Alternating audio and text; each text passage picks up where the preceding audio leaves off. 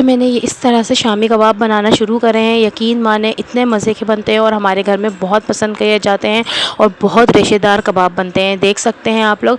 चलिए जी, video and तक देखिएगा और अगर वीडियो अच्छी लगे तो लाइक शेयर एंड सब्सक्राइब भी ज़रूर कीजिएगा। अस्सलाम वालेकुम। स्टार्ट करते हैं।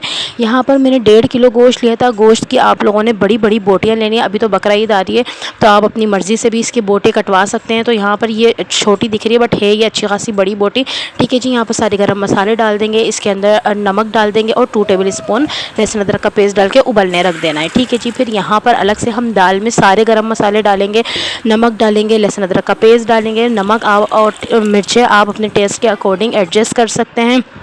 ठीक है जी, आप लोग इसके अंदर मोटा वाला जो धनिया होता है ना वो भी लास्ट में डालिएगा, बहुत अच्छा जायका आता है उससे भी। ठीक है, यहाँ पर अच्छे तरीके से दाल बॉईल करनी है हमने। जब इसके झाग आ जाए आपने सारे डिस्कार्ड कर देना है झाग को। ठीक है, फिर यहाँ पे आपने इतने नरम उबालना है इसको और गोश्त को भी एक्स्ट्रा उबालना है ताकि जब हम उसको कूटें ना तो बहुत अच्छे तरीके से रेशे आएँ उसके।